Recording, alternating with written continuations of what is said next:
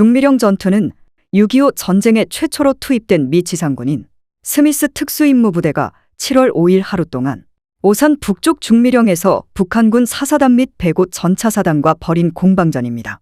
북한군과 전투를 치룬 첫 번째 미 지상군인 스미스 특수임무부대는 보병 406명, 포병 134명 등 총 540명으로 구성되어 있었습니다.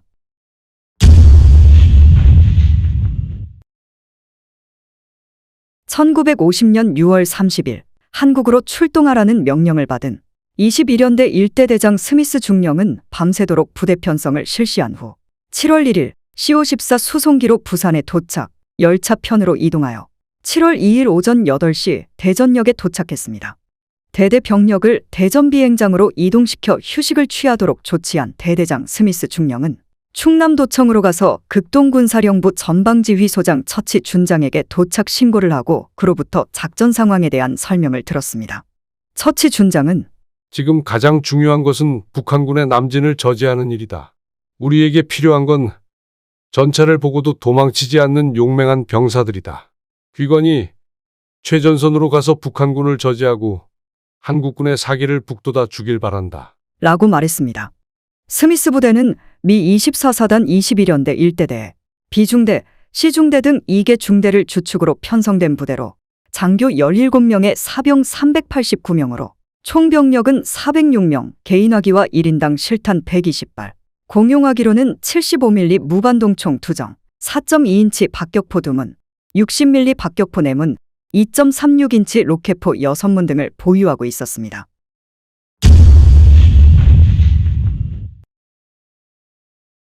(21년대) 일대대와 함께 한국으로 출동하라는 명령을 받은 페리 중령의 52 포병대대는 일본 후쿠오카의 하카타 기지에서 부대 편성을 실시한 후 7월 2일 선박편으로 부산항에 도착했습니다.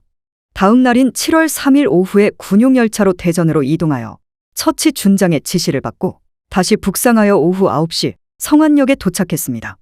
이곳부터는 차량으로 야간 이동을 시작하여 7월 4일 아침에 8km 북쪽의 평택에 이르러 스미스 중령의 지휘 하에 들어갔습니다.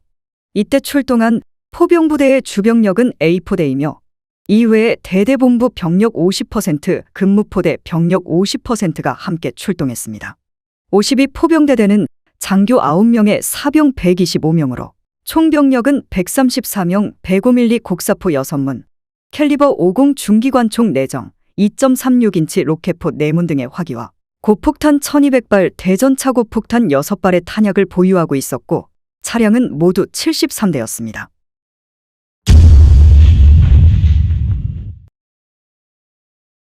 스미스 중령은 7월 2일 대전에 도착하여 처치 준장으로부터 전방 상황에 대한 설명을 들은 후 몇 명의 참모를 대동하고 지형정찰을 위해 대전에서 지프차로 136km를 달려 오산에 도착했습니다. 오산 북쪽 4km 지점의 중미령을 방어지역으로 선정하고 현지에서 진지 편성을 위한 구두명령을 하달한 다음 오후 늦게 대전으로 돌아왔습니다. 처치 준장은 정찰을 마치고 돌아온 스미스 중령에게 즉시 북상하여 평택과 안성의 병력을 배치하라는 명령을 내림으로써 스미스 중령은 자신이 방어지역으로 선정했던 중미령을 포기할 수밖에 없었습니다. 처치 준장이 중미령의 방어진지를 구축하겠다는 스미스 중령의 건의를 거부하고 평택 안성의 병력을 배치하도록 명령한 것은 평택 안성 지역에서 방어한다는 한미 간 작전협의에 따른 것으로 판단됩니다. 스미스 중령은 7월 3일 아침에 부대를 인솔하여 열차편으로 대전을 출발, 정오 무렵 평택과 안성에 각각 1개 중대씩을 배치하고 지휘소는 평택의 1번 국도변에 개설했습니다.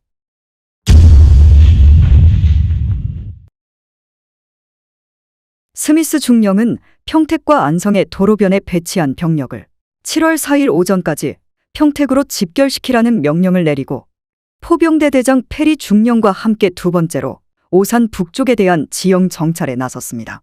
7월 4일 오후 3시경 평택에 도착한 미 24사단 포병사령관 바스 준장이 스미스 중령에게 귀관이 처치 장군에게 건의한 바 있는 오산 북쪽의 진지를 확보하라는 사단장 딘 소장의 명령을 전달했습니다. 이때 스미스 중령은 이미 그 준비에 착수하고 있었으므로 자신의 계획을 바스 준장에게 설명한 후 부대 이동을 준비했습니다. 스미스 중령은 부대대장 마틴 소령에게 평택에서 오산까지 이동할 수 있는 수송수단을 확보하라고 지시한 후 자신은 페리 중령과 함께 다시 방어 지역에 대한 지형 정찰을 실시하여 중미령 남쪽 1.8km 지점의 수청리 일대를 포병진지로 선정하고 정오 무렵 중미령에 도착하여 1차 지형 정찰 때 선정했던 진지를 점검했습니다. 미 24 사단장 딘 소장이 스미스 특수임무부대의 방어 진지를 평택 안성에서 중미령으로 변경한 이유는 52 포병대대가 7월 4일 오전 8시에 평택에 도착하여 스미스 중령의 지휘하에 들어가고 34연대도 곧 도착할 것으로 예상되었기 때문입니다.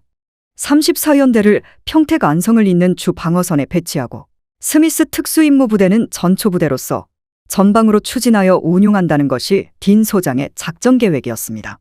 스미스 특수임무부대는 자정이 지날 무렵 징발된 민간 트럭을 이용해 평택을 출발, 오산 진위교에서 하차한 후 도보로 이동하여 7월 5일 오전 3시에 중미령에 도착했습니다.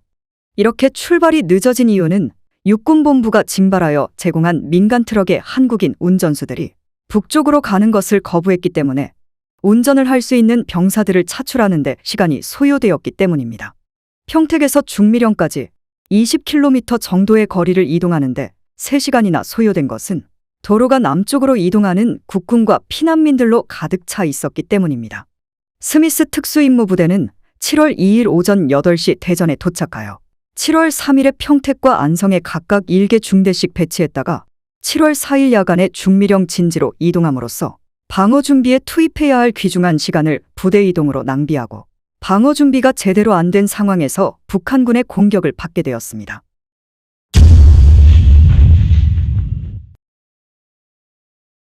스미스 특수임무부대는 7월 5일 오전 3시에 방어진지로 진입하여 117고지 우측을 B중대와 C중대의 전투지경선으로 정하고 서쪽에 토마스 중위의 B중대, 동쪽에는 대쉬머대 위에 C중대를 배치하여 1번 국도 및 철도를 통제하도록 했습니다.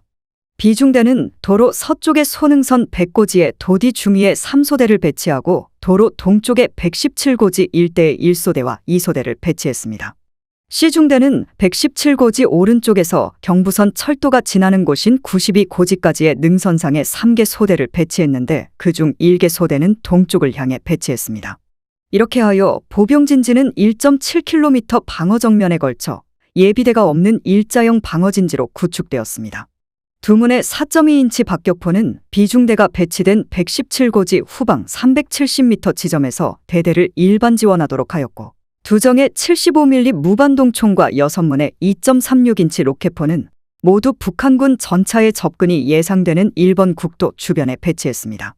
스미스 특수임무부대는 7월 5일 오전 3시에 방어진지에 도착했으나 7월 4일부터 내린 비로 인해 게이노와 화기의 엄체호 구축이 곤란하게 되자 날이 새기를 기다려 진지를 구축할 예정이었습니다.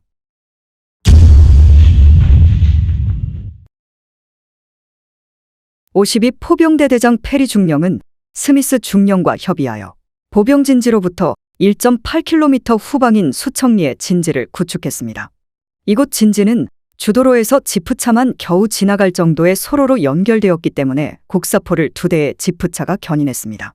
대대장 페리 중령은 A4대의 105mm 곡사포 6문 중에서 전방의 보병부대를 지원할 4문의 포를 이곳에 배치하고 다른 한 문의 포는 대전차포로 운용하기 위해 포병진지로부터 500m 전방인 90고지 하단에 두어 북한군의 전차를 직접 조준할 수 있게 하였으며 나머지 한 문은 평택에 남겨두었습니다. 날이 밝아지자 보병지원용 곡사포 4문은 재원기록 사격을 실시했습니다. 포탄은 포별로 집적하여 즉각 사용할 수 있게 준비하고 나머지 예비탄약은 트럭에 적재한 채로 도로 주변에 은폐된 곳에 위치시켰습니다. 일반 포탄은 충분했으나 북한군 전차를 파괴할 수 있는 대전차 고폭탄은 6발뿐이었습니다.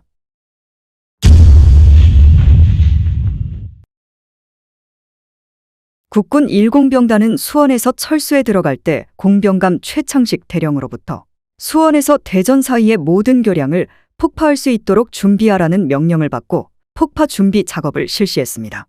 바스 준장과 스미스 중령 일행은 평택에서 오산으로 이동하면서 교량에 대한 폭파 작업을 준비하는 국군 공병대를 발견하고 중단하도록 요구했으나 의사소통 문제로 혼선이 있었습니다.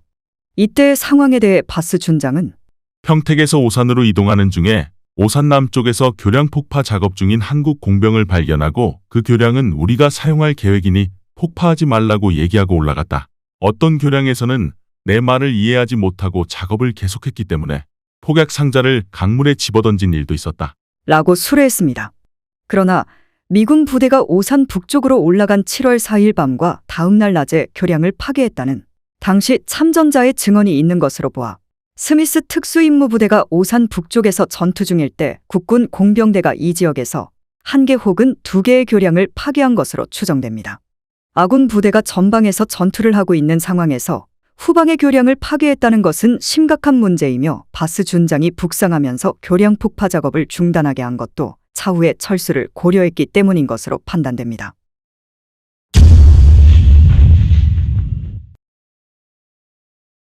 (7월 5일) 아침 비가 오고 있음에도 불구하고 중미령 진지에서는 수원까지 보일 정도로 시야가 좋았습니다. 오전 7시 스미스 중령은 북쪽 수원 부근에서 북한군 전차 8대가 남하하고 있는 것을 발견하고 선두 전차가 보병진지 전방 1800m 지점인 병점리의 망곡부에 도달할 때까지 기다렸다가 오전 8시 16분에 포격 지원을 요청했습니다.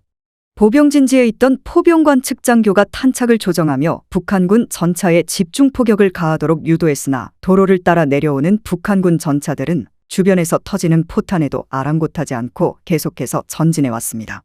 포격에 박살이 나거나 도망가야 할 북한군 전차가 계속 전진해 오는 것을 본 미군 병사가 소리쳤습니다. 맙소사, 여전히 그냥 오고 있어. 도로에 대전 차지뢰를 매설했거나 전투기에 항공 지원이 있다면 전차를 저지할 수도 있었겠지만 스미스 특수임무부대는 대전 차지뢰가 한 발도 없었고 악천후로 인해 전투기도 뜰 수 없었습니다. 북한군 전차들이 보병진지 전방 630m의 사거리 내로 들어오자 75mm 무반동총 2정이 사격을 가해 명중시켰으나 북한군 전차는 끄떡도 하지 않았습니다. 포탄을 튕겨낸 북한군 전차는 85mm 주포와 7.62mm 동축 기관총으로 보병진지에 사격을 가하면서 굉음을 내며 중미령 정상으로 다가왔습니다. 이때 올리 코너 소위가 지휘하는 도로 동쪽변의 2.36인치 로켓 포반이 13m의 지근거리에서 장갑이 약한 측면과 후면에 22발을 명중시켰으나 한 발도 북한군 전차에 피해를 주지 못했고 일부 로켓 포탄은 불량으로 폭발하지도 않았습니다. 중미령에 도달한 북한군 전차들은 스미스 특수임무부대와 본격적인 교전을 벌이지 않고 그대로 통과하여 오전 8시 30분에 중미령을 넘어 남쪽으로 내려갔습니다. 뒤를 이어 전차부대의 본대가 오전 9시에 중미령을 돌파함으로써 모두 30세대의 전차가 보병진지를 통과했습니다. 한 미군 병사가 지나가는 전차들을 보며 말했습니다. 아마 저 친구들이 우리를 못 알아봤기 때문에 지나갔지. 미군이 왔다는 사실을 알면 되돌아갈 거야. 스미스 특수임무부대원들은 진지에서 북한군 전차들이 포병 진지를 향해 사라져가는 것을 지켜보는 수밖에 없었습니다. 이때까지 북한군 전차의 공격으로 스미스 특수임무부대 보병 진지에서는 20여 명의 사상자가 발생했습니다.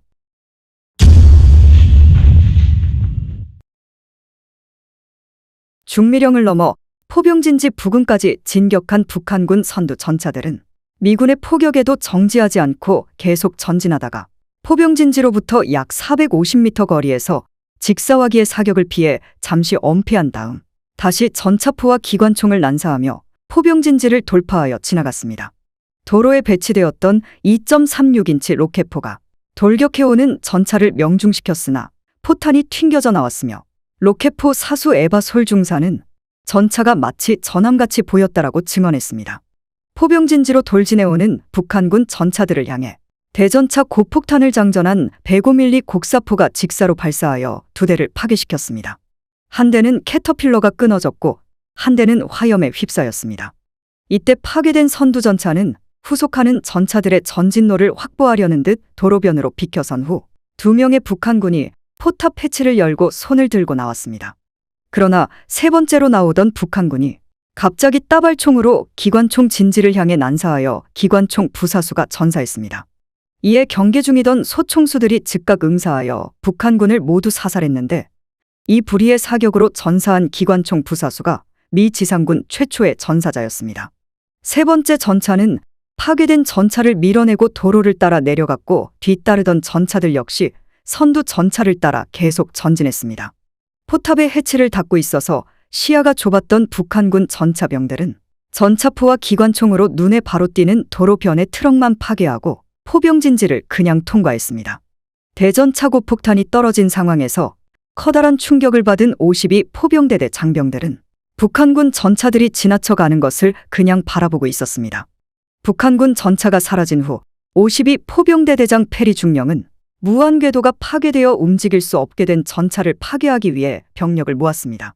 페리 중령은 북한군 전차 병들에게 항복을 요구하다가 저항하는 북한군이 쏜 총탄의 오른쪽 다리를 관통당했습니다.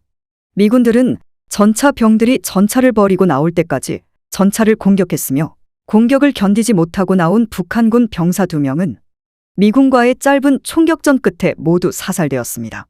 북한군 선두 전차부대가 통과하고 10분쯤 뒤에 북한군 전차부대의 본대로 보이는 전차 대열이 포병진지에 접근하자 공포감에 사로잡힌 포병들이 진지를 이탈하는 소동이 벌어졌습니다. 장교들이 전차를 향해 사격하라고 지시했지만 일부 병사들은 허둥지둥 도망쳤고 어떤 병사들은 포에서 뒷걸음질만 쳤습니다. 이에 혼란에 빠진 포대를 바로잡기 위해 장교들이 앞장서서 포탄을 장전하고 부사관들이 조준하여 사격했고 특히 대대장 페리 중령과 포대장 스콧 중위의 솔선수범으로 공포 분위기가 점차 진정되면서 병사들이 원위치로 돌아오는 등 혼란이 수습되었습니다. 페리 중령을 제외하면 이때까지 포병부대에서는 한 명만이 북한군 총탄에 피해를 입었습니다. 북한군 선두전차부대는 도로를 따라 신속하게 남하하면서 우선 그 주변만을 유린하고 오산 쪽으로 진출했고 오전 10시 15분에는 전차부대 본대가 포병진지를 모두 통과했습니다. 이로써 스미스 특수임무부대의 대전차전은 2시간의 사격전 끝에 보병진지 뒤쪽에서 2대, 포진지 근처에서 2대 등 4대의 전차를 파괴하는 전과를 올렸고 반파된 듯한 3대의 전차는 느린 속도로 남쪽으로 이동한 전차부대를 뒤따라갔습니다. 이 전투에 참가한 북한군 전차부대는 105 기갑사단 예하의 107 전차연대였습니다. 혼란한 상황이 진정된 후 페리 중령은 북쪽의 보병진지로 이어지는 모든 통신선이 끊어진 것을 알게 되었습니다. 보병과 포병진지 간에 가설된 전화선이 북한군 전차에 의해 절단되어 오전 9시에 유선통신이 중단되었고 무전기마저 소통이 불량하여 지프차에 실린 무전기에 의존하고 있었는데 오전 11시에는 그것마저 비에 젖으면서 불통되었습니다. 따라서 보병진지에서는 후방의 포병진지에 포격 지원을 요청할 수 없었고 포병진지에서는 전방의 보병진지에서 무슨 일이 벌어지는지 전혀 알 수 없었습니다. 이들이 알고 있는 것은 전차들이 통과했고 전투가 잘못된 방향으로 흘러가고 있다는 것뿐이었습니다. 52 포병대대장 페리 중령은 단절된 보포 간의 통신선을 연결하고자 2차례에 걸쳐 가설병을 파견했으나 북한군의 사격을 받아 모두 무위로 돌아갔고 오후 1시에 세 번째로 작전장교 보좌관으로 하여금 가설병을 인솔시켜 적의 사격 지점을 피하여 도로의 동쪽을 따라 새로이 통신선을 가설하라고 지시했으나 상황이 급박하였기 때문인지 이 역시 성공하지 못했습니다.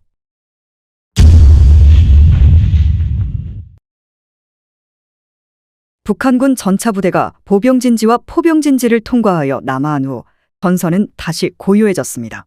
포병들은 포 주변에 앉아 휴식에 들어갔고 보병들은 참호를 더 깊게 파기 시작했습니다.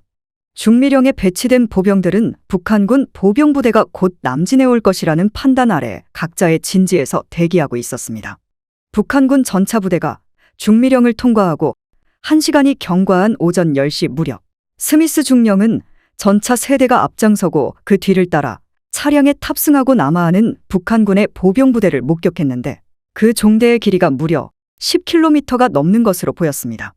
이 북한군은 지난밤에 수원에서 휴식과 정비를 마치고 남진을 시작한 북한군 4사단 예하 16년대와 18연대 병력이었습니다. 오전 11시 45분 북한군 행군종대가 방어진지 전방 900m 지점에 이르자 스미스 중령은 사격명령을 내렸습니다. 4.2인치 박격포탄이 북한군 트럭에 명중되고 기관총은 북한군 행군대열을 향해 일제 사격을 가했습니다. 북한군 대열은 좁은 길에서 막혀 있었기 때문에 싸울 준비가 되어 있지 않았습니다. 이들은 앞서 지나간 105 전차사단의 전차 부대와 사전에 통신을 주고받지 않았는지 스미스 특수임무부대의 공격을 예상하지 못한 것 같았습니다. 포탄이 명중될 때마다 북한군의 시체가 공중으로 비산되고 차량이 박살나는 치열한 전투가 벌어졌습니다. 북한군은 소리를 지르며 차량에서 뛰어내렸고 기관총이 도망가는 이들을 맹공격했습니다. 일부는 도로 위에서 죽었고 나머지는 도랑으로 뛰어들었지만 머리 위로 떨어진 4.2인치 박격포탄에 폭사했습니다. 북한군 대열이 멈춰서고 혼란에 휩싸이기 시작했지만 스미스 특수임무부대는 선두에서 진격해오는 전차 세대를 멈출 수 있는 그 어떤 것도 갖고 있지 않았습니다. 북한군 전차 세대가 180m에서 270m 전방까지 접근하여 전차포와 기관총을 난사하기 시작하자 능선을 따라서 배치된 미군들에게도 피해가 발생하기 시작했습니다. 화염에 휩싸인 차량 중대의 후방으로부터 1000명이 넘는 북한군 보병들이 국도 양쪽으로 산계하면서 공격을 시작했고 동쪽의 뱀골로 침입한 북한군이 C중대의 측방을 위협하면서 포위를 꾀하는 듯했으며 1번 국도를 따라 정면에서 공격해오는 북한군도 점점 더 근접해왔습니다. 오후 12시 30분에는 북한군이 서쪽 국도 건너편의 백고지에 침입했기 때문에 스미스 중령은 그곳에 배치한 B중대의 1개 소대를 117고지의 중대 주력과 통합하도록 했습니다. 이와 같이 북한군이 양측방에서 위협하게 되자 스미스 중령은 4.2인치 박격포를 117고지로 끌어올려 전면 방어에 들어가도록 명령하고 부대대장 마틴 소령에게는 도로변에 쌓아둔 탄약을 후방으로 운반하라고 지시했습니다. 북한군의 포격이 더욱 더 치열해짐에 따라 사상자는 점차 증가되었고 철도의 동쪽 능선으로부터 기관총 사격을 받게 된 92고지 C중대의 손실이 특히 심각했습니다. 오후 2시 북한군은 보병진지의 양측방을 완전하게 포위했고 일부 병력은 후방에까지 침입하였으며 수원에서 중미령 사이의 1번 국도에는 북한군 후속 부대들이 길을 가득 메워가며 남하하고 있었습니다. 용감하고 능력 있는 장교인 스미스 중령은 최선을 다해 북한군을 저지하며 중미령을 사수하고자 했으나 탄약이 떨어지기 시작하자 부대원들을 조금이라도 더 구하려면 빨리 탈출시켜야 한다고 판단했습니다. 정면에 엄청나게 많은 북한군이 있을 뿐 아니라 측방으로도 자동화기로 무장한 북한군이 밀려오고 있었습니다. C중대의 챔버스 중사는 2차 세계대전에 참전하여 5번이나 부상을 당한 역전의 용사였습니다. 그가 전화로 60mm 박격포 지원을 요청하자 그렇게 멀리까지는 도달하지 못합니다. 라는 대답이 들려왔습니다. 그러면 81mm는 어때? 챔버스 중사가 소리치자 하나도 없습니다. 빌어먹을. 그러면 4.2인치라도 날려봐. 그것 역시 다 떨어졌습니다. 보병 지원은 어때? 연락 두절입니다. 그러면 공군은? 어디에 있는지 모릅니다. 제기랄, 해군을 불러. 이렇게 먼 곳까지 올 수 없습니다. 챔버스 중사는 큰 소리로 욕을 해댔습니다. 몇 분 후 박격포탄 파편이 날아와 챔버스 중사는 6번째 부상을 입었습니다. 오후 2시 30분 포병의 지원이 끊긴 상태에서 탄약이 소진되고 날씨가 나빠 항공 지원도 기대할 수 없게 되자 스미스 중령은 상호 엄호하에 철수하기로 결정했습니다. C중대, 의무중대, 대대본부, B중대 순으로 철수하되 철도 동쪽의 낮은 능선을 따라 오산 남쪽으로 이동하기로 했으나 항공 및 포병의 지원 없이 주간에 철수를 해야 했기 때문에 위험 부담이 컸습니다. C중대는 배속부대, 위생병, 걸을 수 있는 부상병, 대대본부와 함께 우측 후방으로 후퇴하라는 명령을 받았고 B중대는 C중대의 후퇴를 엄호하라는 지시를 받았습니다. 대시모 대위의 C중대 병사들은 후퇴 명령을 받자마자 기다렸다는 듯이 산토끼처럼 산을 뛰어내려갔습니다. 스미스 특수임무부대는 철수를 위해 참호에서 나오다가 측방으로부터 엄청난 기관총 공격을 받아 심각한 피해를 입었습니다. 북한군이 근거리에서 기관총을 난사하자 철수하던 미군들은 큰 손실을 입었고 스미스 특수임무부대는 무질서한 소규모 부대로 무너졌습니다. 중대 조직은 더 이상 존재하지 않았고 단지 제각기 후퇴하는 병사들만 있을 뿐이었습니다. 휴대 장비가 점점 더 무겁게 느껴지자 일부 병사들은 철모를 내던지기까지 했습니다. 대시모 대위는 생각했습니다. 우리가 과연 살아서 후퇴할 수나 있을까? 철수작전은 무질서한 혼란에 빠졌습니다. 먼저 철수하는 것이 모든 면에서 유리한 상황에서 그 누구도 마지막으로 철수하고 싶어 하지 않았고 병사들은 공용화기를 버린 채 진지에서 뛰쳐나왔습니다. 전사자들은 쓰러진 곳에 방치했으며 심각한 부상을 입어 걸을 수 없게 된 30여 명의 부상병들도 버려졌습니다. 스미스 중령은 마지막 어무부대인 비중대가 철수 준비를 끝냈을 무렵 보병이 철수한다는 사실을 포병에게도 알리려 117고지를 떠나 철도를 따라 포병진지 쪽으로 내려가다가 포병대대장이 보낸 유선통신 가설반을 만나 그들과 함께 포병진지로 이동했습니다. 스미스 중령은 포병진지가 유린당한 것으로 예상하고 상당히 걱정했으나 모두 무사해서 다행이라 생각하고 포병에게도 철수 명령을 내렸습니다. 이에 포병들은 곡사포의 조준경과 폐쇄기를 빼내 차량에 실었습니다. 스미스 중령과 페리 중령을 선두로 한 철수 차량 대열은 오후 4시에 출발했습니다. 스미스 중령 일행은 북한군 전차가 평택 쪽으로 남아있을 것이라 판단하고 오산 남쪽에서 안성에 이르는 좁은 도로를 따라 빠져나가려고 했으나 갈림길 전방에 이르렀을 때 멀리 길목에 북한군 전차 3대가 버티고 있는 것을 목격하고 급히 철수대열을 되돌려 다시 오산 북쪽에서 안성으로 갈 수 있는 동쪽 소로를 따라 나가기로 했습니다. 이곳에서 보병진지에서 분산 철수한 100명을 합해 모두 200명을 10대의 차량에 분승시키고 맨 앞에는 지형에 익숙한 52 포병대대 연락장교 윤승국 대위의 유도차와 경호차가 선도하여 오산을 출발했습니다. 이들 차량 종대가 안성으로 이동하는 동안 북한군 게릴라들의 사격으로 혼란이 일기도 했으나 오후 7시에는 미 34연대 3대대가 배치된 안성에 도착할 수 있었습니다. 이 중미령 전투에서 스미스 특수임무부대는 포병이 초탄을 발사할 때부터 철수 개시까지 약 6시간 15분 동안 북한군의 남진을 지연시켰습니다. 스미스 특수임무부대가 철수한 후에 북한군은 곧장 추격하지 않았습니다. 당시 상황을 목격한 주민에 의하면 북한군들은 미군을 격퇴한 것만으로 만족한 것 같았고 전리품 수집에 정신을 팔고 있었다고 했습니다. 승리를 거둔 북한군이 전투를 끝내고 쉬고 있을 때 호기심 많은 마을 사람들이 다가왔습니다. 북한군 옥형욱 중위는 전투 중 겁에 질려 도망쳤던 미군들을 하찮게 생각했습니다. 옥형욱 중위는 목숨을 구걸하는 자들은 쏘지 않았고 저항하는 자들은 무자비하게 죽였습니다. 그는 시체들을 둘러보았는데 죽은 미군들이 입을 벌린 채 도처에 누워 있었습니다. 옥형욱 중위의 부하 병사 하나가 재미있다는 듯이 웃으며 미군들은 죽어서도 배가 고픈 모양이야. 얘따 흙이나 처먹어라.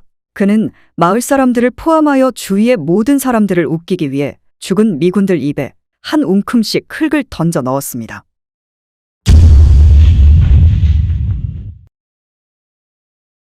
스미스 특수임무부대가 7월 6일 천안에 도착한 후 처음으로 수습된 병력은 185명이었으나 얼마 뒤에 시중대장 대시머 대위가 65명을 인솔하여 복귀함으로써 250명이 수습되어 보병의 손실은 모두 150명으로 나타났는데 특히 철수 업무를 담당했던 비중대의 손실이 많았습니다.